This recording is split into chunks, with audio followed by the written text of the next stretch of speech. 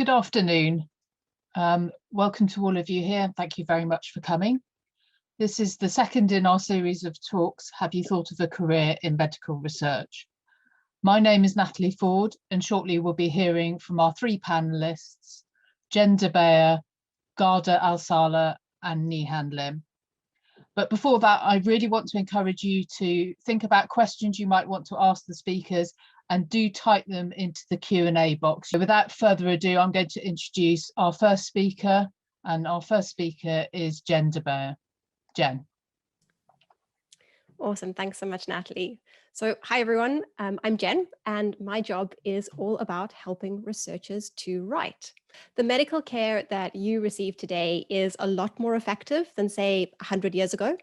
And that's thanks to medical research done by scientists and researchers and health and social care professionals.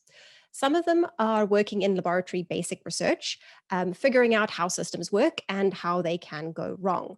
Some are coming up with ideas to treat problems or stop problems developing. Some are testing those ideas, drugs, surgeries, behavior changes, lifestyle changes, exercises. And some of those tests might be on animals with a small group of people or with a really large group of people, like the trials for vaccines that we've all heard so much about. But when all of that research figures out that one of those ideas works, how are those researchers supposed to make sure that health and social care professionals all over the world find out? Yes, they can go to conferences and speak to the media to try and spread the word, but they can't speak to every single person that they need to. So the way that medical research is shared is through something called a journal article. Researchers get just a few thousand words to write about their study. A couple of experts in their area check the article, and once everyone is happy with it, it gets published. As there's a lot published, like thousands of articles, other researchers try to gather up all the work in one area and they write reviews about it in more articles. And then groups that oversee certain health and social care professions read all of the reviews and make recommendations for their area, which are also written. So that's a lot of writing. That's a lot of chance for the message to go wrong as it moves from researchers to health and social care professionals. It's like a giant game of broken telephone, only with some pretty dangerous effects if we get it wrong. So the articles that researchers and reviewers and guideline makers write need to be written really well. They need to be really clear and easy to understand. And they need to contain all of the important information that each type of researcher will need. So that's where my kind of job comes in. I provide editing for a big team of medical statisticians and epidemiologists that are involved in all sorts of medical research. I help polish their writing so that everything they publish is clear and easy to understand.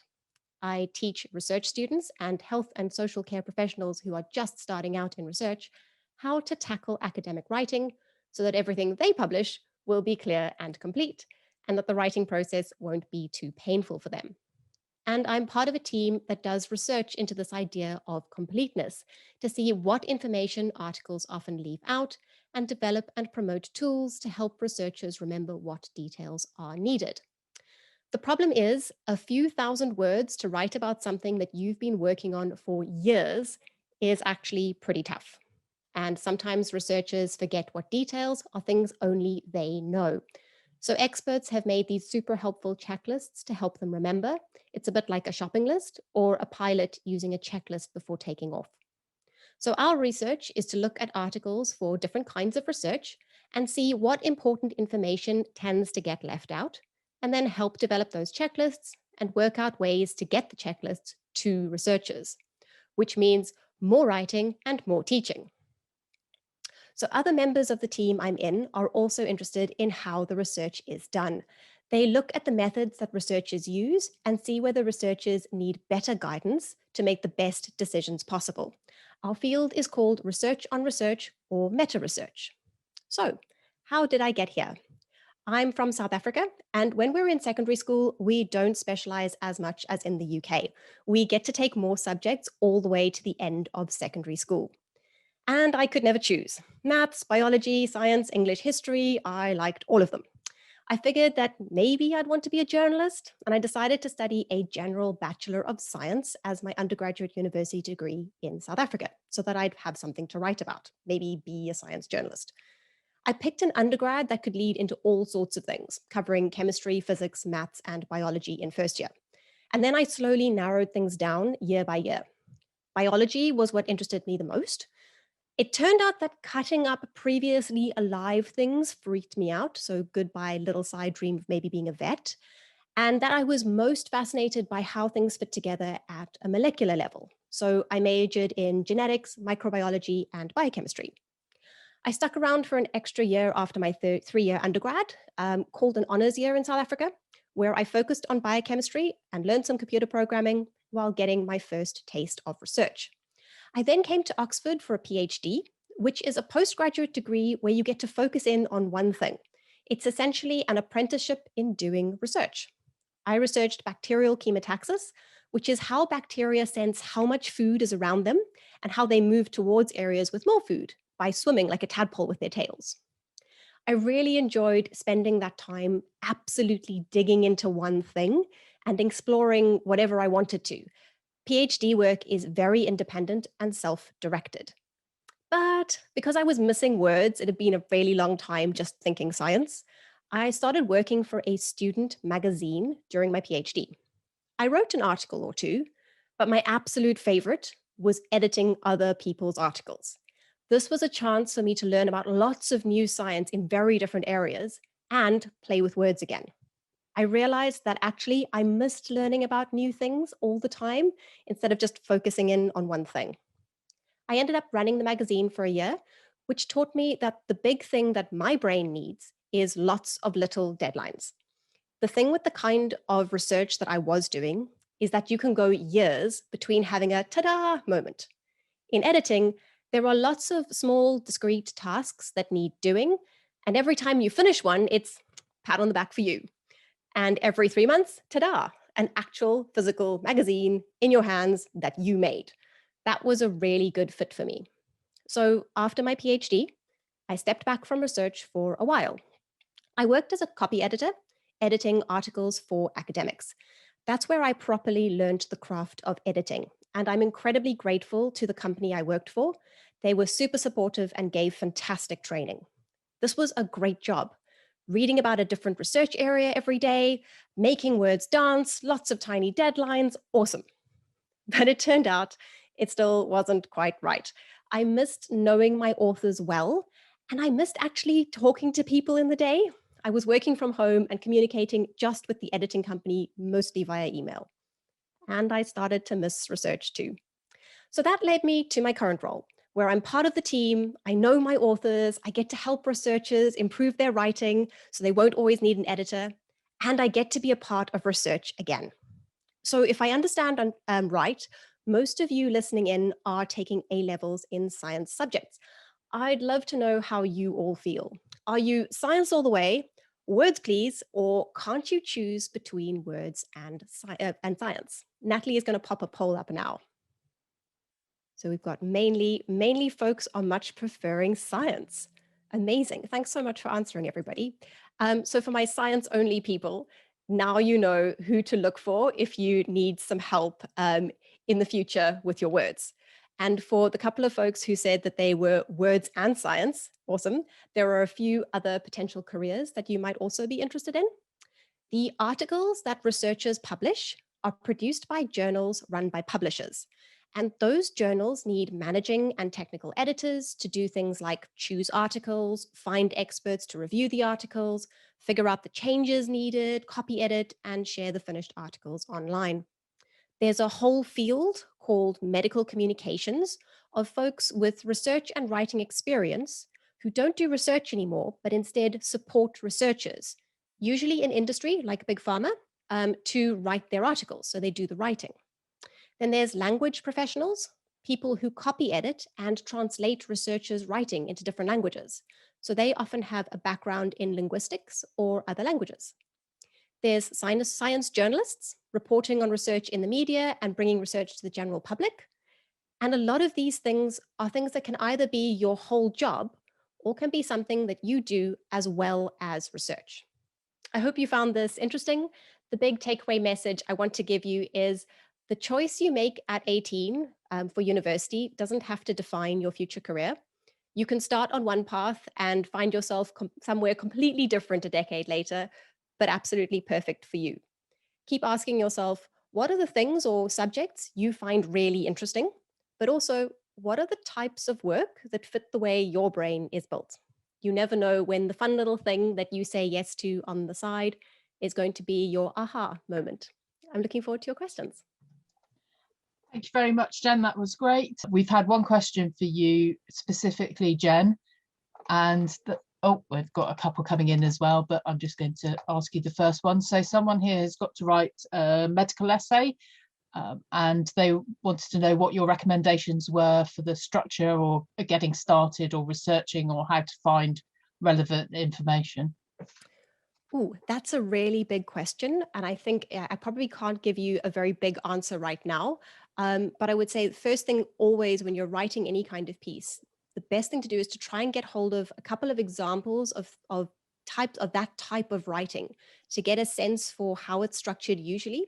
So particularly if you're at school, chatting to your teacher and asking if you can see a few model types of papers, not so that you can copy them, but that you can get a sense of the kind of writing that's generally used.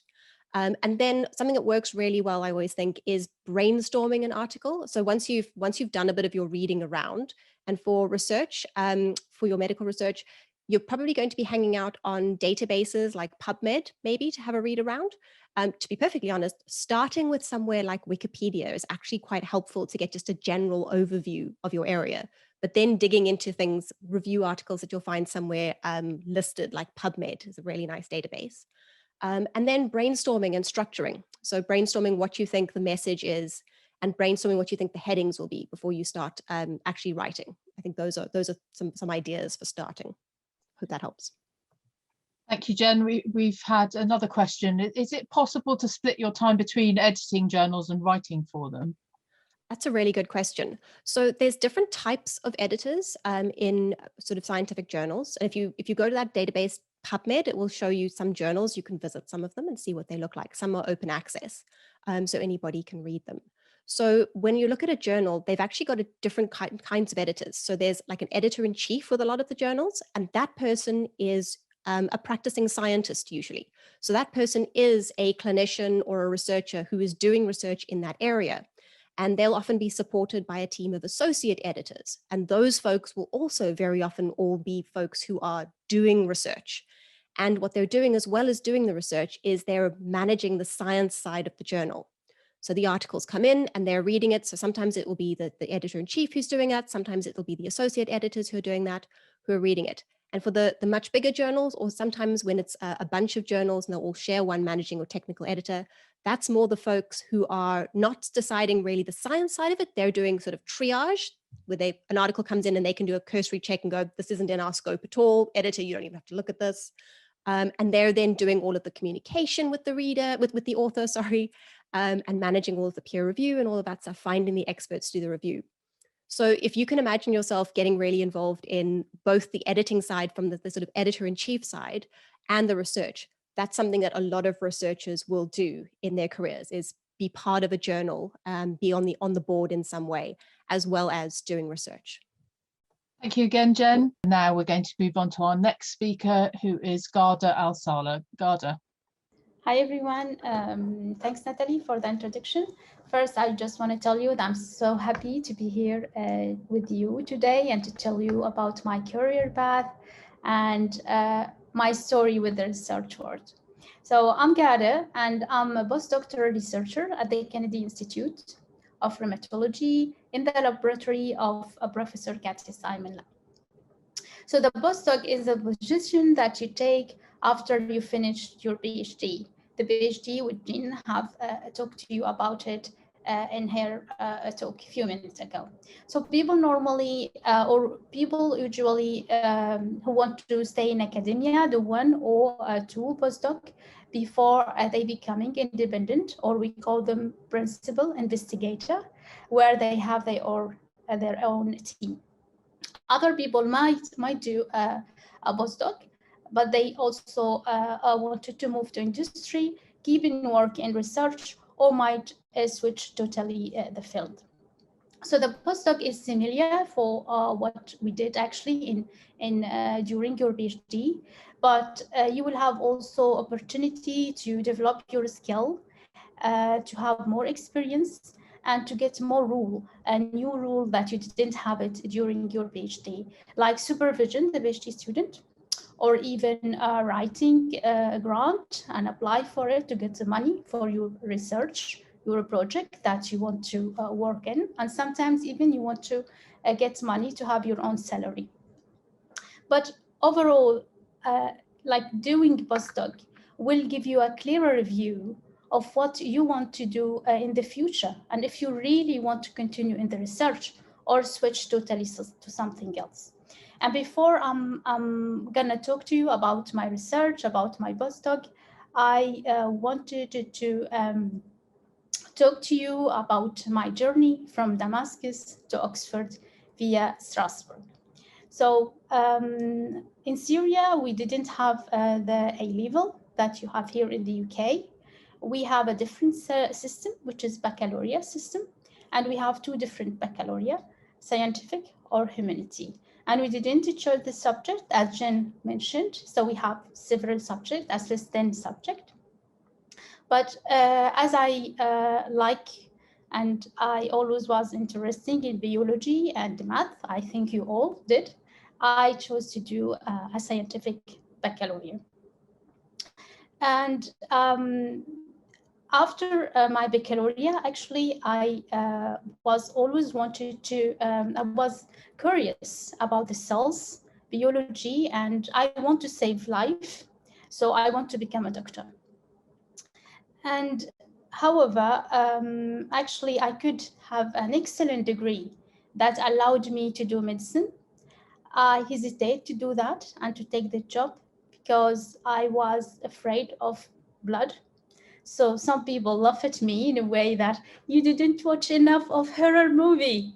Well, the truth, I didn't do, and I'm not sure if this will it change or not. But this fear actually stopped me from doing medicine, and I opted to do pharmacy because I wanted to be close to the medical field, but at the same time not exposed directly to the emergency cases. And to be honest, at that time, I was not sure if this is the right a decision to take. Did I did wrong? Shall I have like face my fear and do medicine? But to be honest, I really enjoyed studying pharmacy at the University of Damascus. So my study was a time intensive. We have a board-based knowledge about histology, about human organ, plants, drugs, drugs development, and we have a lot of work in lab basis, which I really enjoyed so much, especially when we extracted the drug from the plant or we synthesized it from a chemical reaction. This was really amazing to see the color and all this way to achieve, and you find your drug at the end. So during this period and this time, I developed a new skill, and my curiosity about our biological system increased. But at the same time, I also started to interested in research and asking myself how we develop actually a new treatment and new drug. At the same time, during my study and in the summer, I tried to do a lot of workshop in pharmacists, in industries, and also in hospital, looking where is the best job for me, where I will find myself. Because I need to love and enjoy what I'm doing to be able to give the best of me and to succeed in my mission. And to be honest with you, I didn't find myself in dispensing drug, and I was a bit worried that I will not learn new things, or maybe I will repeat rather all the things every time. So I wanted to follow my ambition and my curiosity to become a scientist, researcher, So I moved from Syria to France, and I did a PhD at the University of Strasbourg. And I faced a lot of challenges, especially in the beginning. It was my first time leaving my country, leaving my family, a new language, new mentality. But my love of what I was learning and what I was discovering every day helped me a lot to go on and to continue. So what I want to tell you here, don't be afraid to make change in your life or in your career to achieve your dream. If you are a hard worker, motivated, and love what you want to do, you will surely be succeeded. So in my PhD, I learned a lot of skill, of course. I used my skill from the university, but I learned a lot of new skills, like a new technique, like the PCR that you are all now familiar with, which we use it for the diagnostic of COVID-19, or using a fluorescent microscopy where you could image the cells and put them in different color. It was really so amazing, and I like it so much. I enjoy it a lot. At the same time, with the technique and the skill, you also increase your skill by analyze your data, by writing, as Jen mentioned, writing the manuscript, writing the paper. But also what I enjoyed the most was meeting and networking with other people, especially when we travel and present my data to other people in different congress and meeting around all the world. Unfortunately, now we do this only virtually, but in the future it would be nicer to come back and to talk face to face. So during my PhD, I study a disease called rheumatoid arthritis. It's a disease that attacks the joints. Most of you might hear about it. And this is an autoimmune disease. That means our immune system, which normally should protect our body, will attack our body. So it's a very strange. That's something we didn't expect it from our immune system. Sorry, someone just entered in the room, so I was disturbed. Yes, so and specifically, I was interested in one cells. This cells residence in the joints and called synoviocyte. And normally, these cells have been considered for a long time as a victim. And I was surprised to see that these cells actually not that much victim. It's also contribute a lot in the disease and in the activation of the immune system. So what I want to tell you that I enjoy my PhD and I find myself in the research field. So I wanted to go and pursue my career, and I moved here to Oxford 4 years ago, and I joined Katja Simon Lab, where I also developed a lot of curiosity specifically about aging and the aging of the immune system. The aging, yeah, of the immune system, which I told you that the immune system is the cells or the system which defend our body against infection. And actually what happened that with age, this immune system have different change, and this make the elderly more like fragile or more have more infection and have less response to vaccination compared to younger people. And this is what you can see now in the COVID-19 pandemic. So I wanted to know why this change happened in the immune system with age, and if we can find a drug to improve that. And specifically, I was focused on a mechanism called autophagy, or cells eating itself.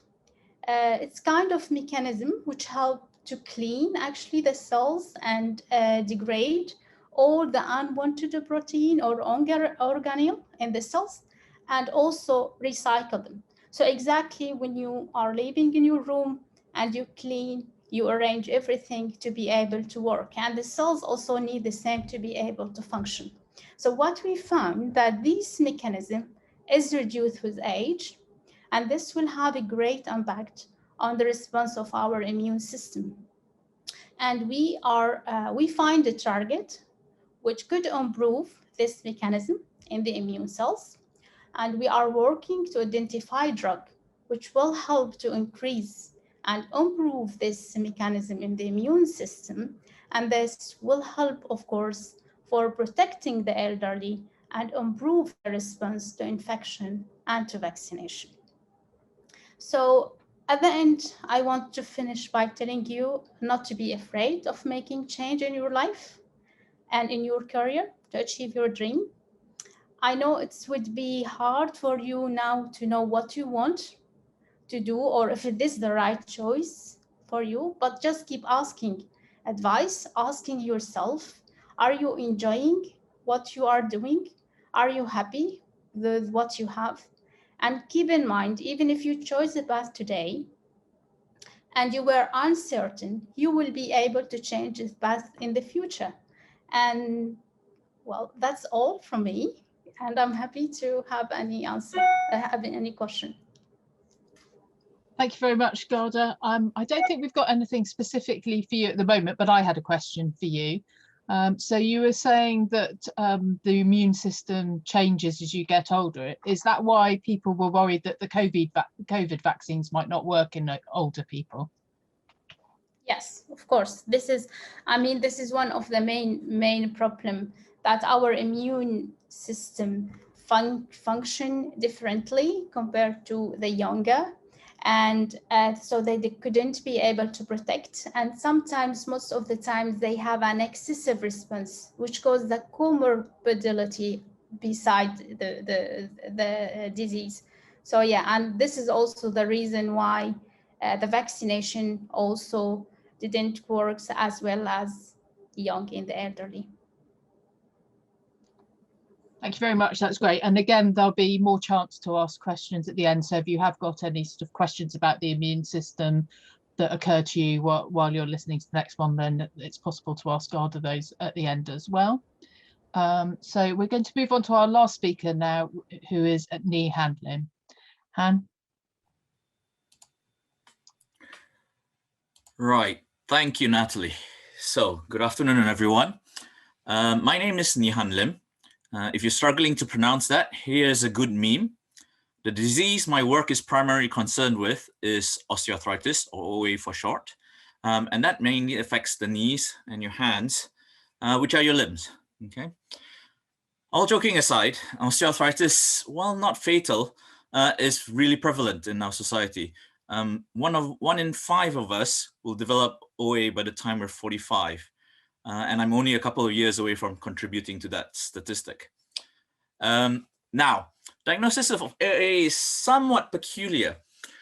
Usually people will visit their GP and complain about pain in the joint. And it's the GP's job is to exclude other treatable diseases that might cause it, such as rheumatoid arthritis or gout. And that's where it's a bit weird for OA. It's a lump of things that are not other diseases. So right now, I lead a multidisciplinary research group that develops new what we call contrast agents. And these are chemical compounds that make it possible to visualize things in scans such like an X-ray or MRI. The one that you might know would be probably a barium swallow, so that you can see the intestines inside the X-ray. Okay, and our main target is to try and see either the structure of the cartilage that's degraded inside the joint in a CT scan, or the processes that can contribute to its loss. And hopefully this will then change how we diagnose and also follow how treatments work more efficiently. Okay. So now, how did I get here? Well, when I was your age, I knew I wanted to do research, but in what field? I wrote in my UCAS form to make it stand out, I think, that I wanted to do research in cybernetics. I obviously had been reading way too many science fiction novels at that point in time. I now know that my main driver of my curiosity is to study how things change. and to develop the tools that allow us to see that or follow that change. So when I applied to the traditional University of Oxford, there wasn't even a biomedical sciences degree available. So I chose the closest thing I could find, which was biochemistry, which is slightly ironic because my A-level results was 2 A's in maths, 1 B in chemistry, and 1 C in biochemistry. In biology. So thankfully, those are still above my offer grades, so I got in. While I was studying the degree, based on all the courses and things that get thrown at you, I actually thought I would come out and try and do genetics, because the hot thing at that point in time was that the human genome sequence, the human genome was being sequenced at that time. Okay, but unfortunately, I had too much fun at university. And came out with a 2-2, which means a second lower degree, which meant I couldn't go straight to a DPhil or PhD course. And the only job I could get after 6 months of finishing university was in a biochemistry lab, which was studying in a test tube how the enzymes that function in or are thought to function in OA behave to inhibitors or different modifications. And thankfully, the head of that lab took me under his wing and mentored me. And I managed to do, after 4 years of being a technician, enroll into a PhD course with him. Okay. When I finished my PhD 4 years later, the hot new technology at that time was one that allowed us to sort of like try and visualize this activity of these enzymes in a living animal, okay, which I actually didn't think would work, because during my PhD, whenever I saw presentations and results from people who were doing animal experiments, it all seemed very messy compared to results that you get out of test tube. Test tube A plus B equals C, that usually holds true. In an animal experiment, A plus B can do a lot of things in a black box, and then give you results that sometimes you can't even interpret properly. So I actually went in on a dare. I entered that field, and the old adage actually that seeing is believing is quite intuitive, and actually the imaging results that I got out of it really convinced me actually that A plus B could be close to C. There was still a little bit of ambiguity, but not as ambiguous as some of the things that I'd seen people try to measure. So I stuck with it in the field. And the idea that allowed me to start up my own research lab actually came from mixing the ideas in this new technique, trying to get compounds to stay in the joint longer, trying to do things differently. Merged those new ideas with a really old problem that I didn't even realize had existed until I heard a PhD student working with a clinician sort of like present her work. And the problem was the fact that we can't even see the cartilage in a normal X-ray. We've been doing OA research for many decades. And I was like, hey, are you telling me you can't actually see cartilage in X-ray? Oh, I guess you can't. You can only see bones. So the idea that allowed me to found my lab is, hey, I have got this nice new imaging agent that I'm targeting into cartilage. All I need to do is do some modifications, and then hopefully it'll allow me to see it in a patient during X-rays. Okay. So now I run a research group where a chemist comes up with the compounds that target this cartilage. Myself and a biomedical engineer carries out the animal studies and uses the fancy imaging machines. And finally, I also have a computer AI scientist, which comes up with a streamlined way to analyze all the images that we are producing, because we produce in the order of hundreds of images. And it'll take a long time for someone to annotate each of these images by hand and come up with a number that shows what we're measuring, as it were. So at any rate, I hope you can see that throughout my career, I've followed the opportunities that have arisen in my life. And it's very different from the actual goals that I started off with, which was come up with cybernetics, a completely different path. And I'll end by sort of like saying that my current goal in life is actually to get something from my research lab into the clinic. That will change how things are being done. Thank you for your attention. Thanks very much, Han. That was great. Again, I don't think we've got any questions specifically for you at the moment, but I did find it interesting that your sort of big idea for your career so far came from listening to other researchers.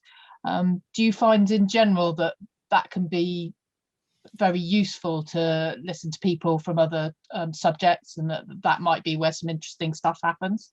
I think all the interesting stuff actually now exists in the interfaces between the subjects. So where one field meets another field, because in most fields, people have been working in them for a long time, and all the easy fruits, as it were, have already been picked quite clean, and most people are hitting roadblocks. And in looking at other people's research, even different disciplines, suddenly something else kicks loose enough to move another field forward. My computer person, he in the field of image analysis, medical image analysis, they're about, I would say, 3 to 5 years behind the general image analysis field. And this is the image analysis field that tries to drive autonomous robot cars, for example. So you can take ideas from there and then change it subtly enough, and then have a completely new product or a new research angle that you can apply.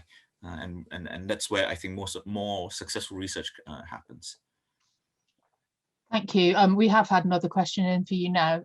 Just saying, do you think that physics was important to you in your work?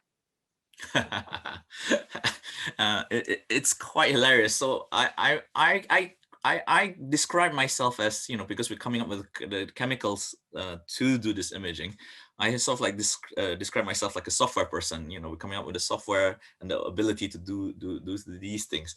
I'm not using physics to come up with new imaging machines, for example, which is another way I said I wouldn't go down. Having said that, though, the more you're into the research, the more you realize, hey, actually, if I could make do this software, this compound that I can image in a handheld device that will fit, that would be easy for everyone to do, either in a GP clinic or even a small handheld device at home. Hey, that will really change things. So you shouldn't close down ideas just because you're not so good at it. Physics-wise, I would say science-wise, I would say that actually most science operates in a similar manner. And I think the more important thing is to get the scientific way of thinking going on. And that process actually then helps you in applying whatever science you have or whatever field you're in very many different aspects in life. Okay, thank you very much. Please do keep typing your questions into the Q&A box so that we can see them. I'm just going to wind it up to the panel more broadly now. I think probably just the easiest thing is if you just jump in with your answer. So someone's asked if it's possible to become a full-time researcher after a degree in medicine. Yeah, I can jump in this one. So it's actually not rare. A lot of doctor and physician doing research with us. However, it should be their choice if they will do more clinic rather than research. I don't think that you will give up totally the clinic because you will love it. I mean, like in medicine, this interaction between patient and you is something important. And also one of the things which I actually sometimes regretted why I didn't do medicine in my research, because this might give me more idea about the disease, and to be more in contact with the patient, their feelings and all these things. So yeah, I would say definitely something usual, and we work with a lot of physicians and we need them actually in the research.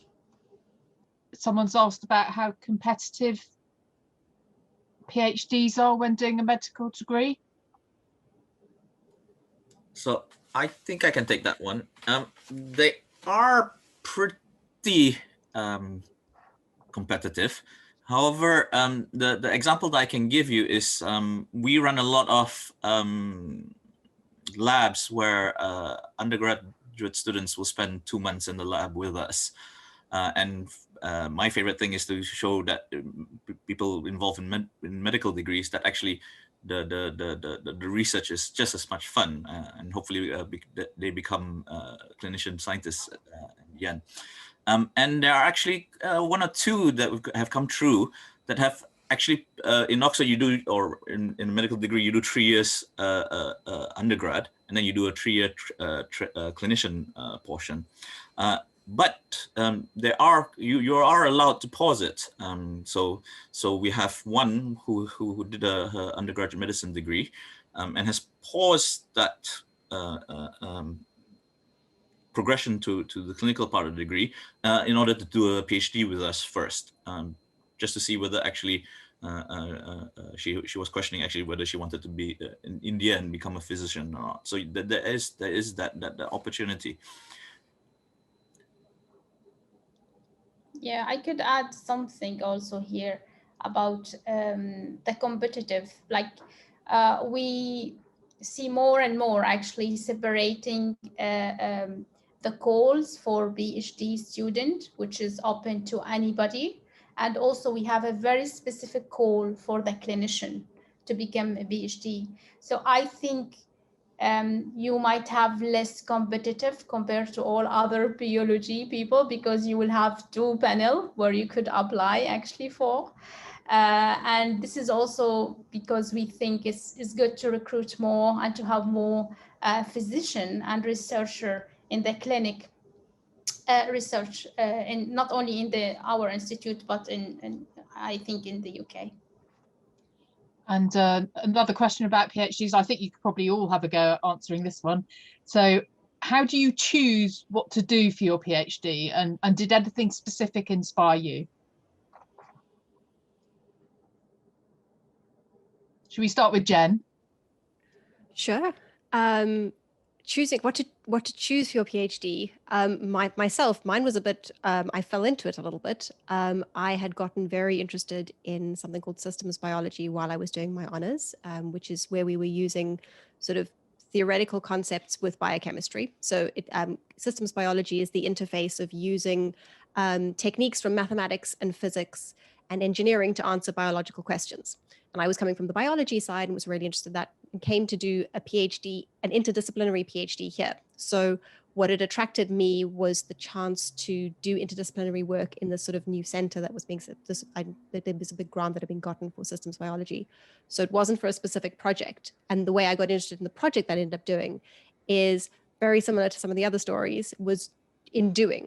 So did a couple of short rotation projects, and one of those, I started asking questions. I was working on one little element and was going, oh, but what about this and what about this? And it was like, well, we don't actually know that yet.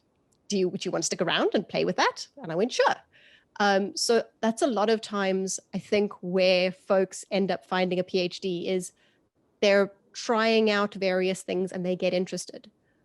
So if you're choosing a PhD, I will say before I hand over to the other folks, the number one thing for a PhD is it's not just the subject. I think this is very early for you all to be thinking about, but when you get there, it's not just what your subject is, it's that you are choosing a lab and a supervisor who's fantastic. Because to be honest, if you're curious enough to be doing a PhD and into research, there's quite a few different areas where you'll have fun, but what you want is a really supportive group around you. So much of that PhD journey is having a supportive team and a supportive supervisor. Thank you, Jen. Yes, I've heard several people now who've done PhDs saying that actually the very key thing is to think about who you're working with, and in particular who your supervisor will be. And I think that actually you can carry that into your degree choices as well. There are lots of people who are saying that actually it's really important not just to decide the subject you're doing, but to have a think about which university and how they teach the course, and how much will be practical and how much will be theory and things like that, because that can make a huge difference if you know that you prefer theory to practicals, or you know you prefer practicals to theory and things like that. Garda, did you want to say anything about this? Yeah, I just agree with you both, actually. I think it's not only the subject, especially when you just start. If you like biology, I think there is a lot of subject where you could find you know, yourself in biology, like really a lot of choice. But again, the lab, the people you work with, and also other things you have to put in your mind. I mean, all the PhD are similar in the way that there is a construction where we help you in a very specific technique. So this technique should be, you will have most likely all the technique in several laboratory, but you will have more focus in like microscopy, or most likely, you know, how you culture cells. You would like to work most likely with the human sample. So there are also a lot of other variation that you might want to consider.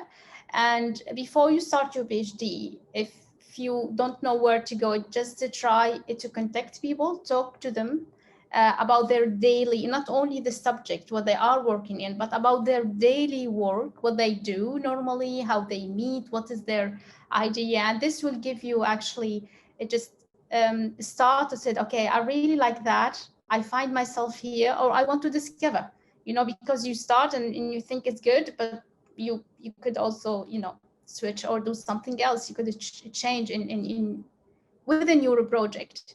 You could also, even if you start something, you go in this way, and then you find it, no, actually it's not the right way to go. I'm gonna just move on. So it's not straightforward and something you can't change. It's open.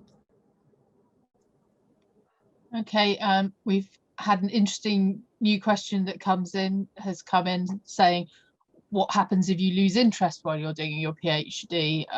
And again, I've heard a few people where that's happened. I suspect the answer probably depends slightly on what stage you lose interest. But Han, do you want to answer that one? So I actually think it's not a PhD unless you lose interest, because then you find it again. A PhD, you know, the more interesting ones, I think you learn to go through life where 6 months, 9 months of the year, nothing is working. There has been negative result after negative result after negative result.